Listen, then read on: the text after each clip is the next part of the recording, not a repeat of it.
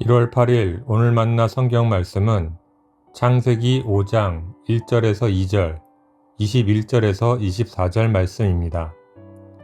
아담의 역사는 이러하다. 하나님이 사람을 창조하실 때에 하나님의 형상대로 사람을 만드셨다. 하나님은 그들을 남자와 여자로 창조하셨다. 그들을 창조하시던 날에 하나님은 그들에게 복을 주시고 그들의 이름을 사람이라고 하셨다. 에녹은 65살에 무드셀라를 낳았다. 에녹은 무드셀라를 낳은 뒤에 300년 동안 하나님과 동행하면서 아들, 딸을 낳았다. 에녹은 모두 365년을 살았다. 에녹은 하나님과 동행하다가 사라졌다. 하나님이 그를 데려가신 것이다. 아멘.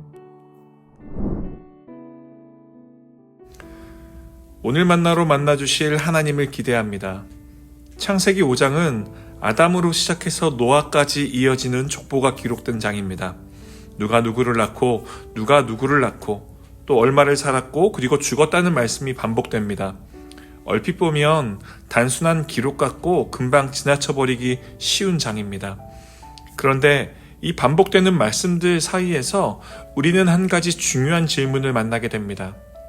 하나님은 한 사람의 인생을 무엇으로 기억하시는가? 그리고 인생의 끝을 향해 우리는 어떤 방향으로 걸어가야 하는가? 라는 질문입니다. 먼저 1절을 다시 한번 읽어보겠습니다. 아담의 역사는 이러하다. 하나님이 사람을 창조하실 때에 하나님의 형상대로 사람을 만드셨다. 성경은 인생을 설명할 때 우리가 무엇을 이루었는지보다 어디에서 시작되었는지를 먼저 말합니다. 사람은 우연히 태어난 존재가 아니라 하나님의 형상으로 지음받은 존재입니다. 이건 능력의 문제가 아니고 조건의 문제도 아닙니다. 정체성의 문제입니다. 우리는 뭔가를 잘 해내야 가치가 생기는 사람이 아니라 이미 가치 있는 존재로 이 땅에 보내졌습니다. 이미 복을 받은 상태로 인생을 시작했습니다. 그렇게 하나님의 형상으로 지음받고 이미 가치 있는 존재로 인생을 시작했지만 모든 사람이 피할 수 없는 한 가지 현실이 있습니다. 바로 죽음입니다.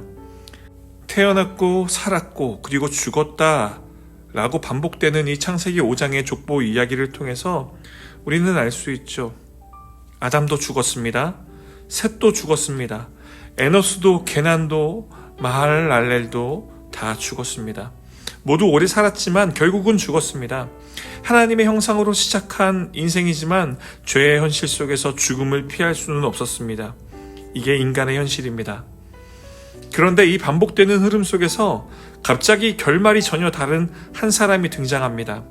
바로 에녹입니다. 앞선 사람들은 모두 같은 문장으로 끝이 나죠. 그리고 그는 죽었다라는 결말이죠. 그런데 에녹에게 이 문장은 나오지 않습니다.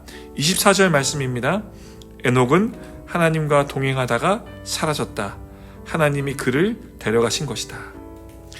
이 부분을 읽을 때마다 늘 궁금했습니다. 왜 에녹은 다른가? 왜 에녹만 죽음으로 끝나지 않고 하나님이 그를 데려가심으로 끝난 것일까? 이러한 질문이 생길 수밖에 없는 이유는 에녹에 대해 성경이 해주는 말이 너무 적기 때문입니다. 에녹이 어떤 대단한 업적을 이루었다는 말은 성경 어디에도 나오지 않습니다. 위대한 왕이었다는 기록도 없고 큰 전쟁에서 공을 세웠다는 이야기도 없습니다. 사람들의 마음을 뒤흔드는 설교를 했다거나 눈에 띄는 사역으로 하나님을 기쁘시게 했다는 흔적도 남아있지 않습니다. 그래서 솔직히 말하면 우리는 에녹에 대해 아는 것이 거의 없습니다.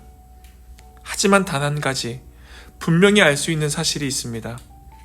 하나님께서 이 사람을 기억하신 방식입니다. 성경은 에녹을 이렇게 한마디로 요약합니다. 에녹은 하나님과 동행하였다. 이 한 문장이 에녹의 전부입니다.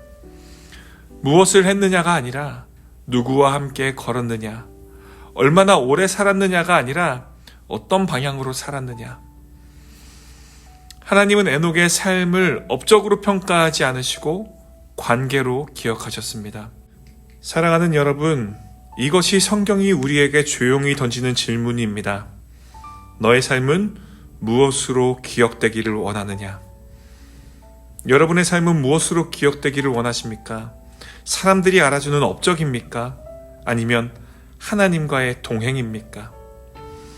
에녹은 큰 업적을 이룬 사람이 아닐지 모릅니다.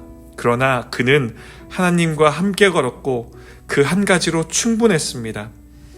2026년 새로운 한 해 우리들이 걸어가야 할 매일의 삶이 늘 완벽할 필요는 없습니다. 실수할 때도 있고 넘어질 때도 있습니다. 속도가 느려질 때도 있고 잠시 길을 헤맬 때도 있습니다. 단 한 가지, 하나님과 함께 걷는 걸 포기하지만 않으면 됩니다.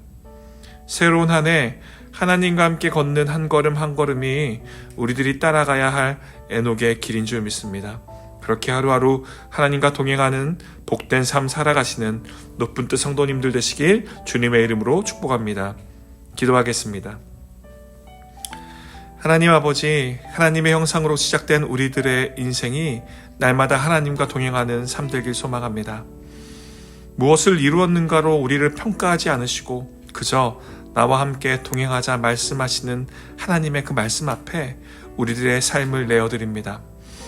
하루하루의 평범한 걸음 속에서 주님과 발을 맞추어 걷게 하옵소서.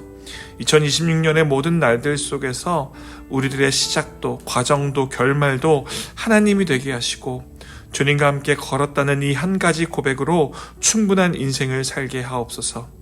예수 그리스도 이름으로 기도드립니다. 아멘.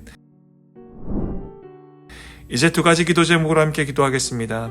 첫째, 하나님의 형상으로 지음받은 존재임을 기억하며 새로운 한 해 동안 에녹처럼 하나님과 동행하는 삶을 하루하루 선택하게 하소서.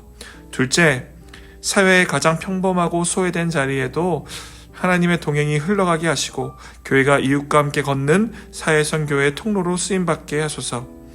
함께 기도하신 후 개인 기도하시겠습니다.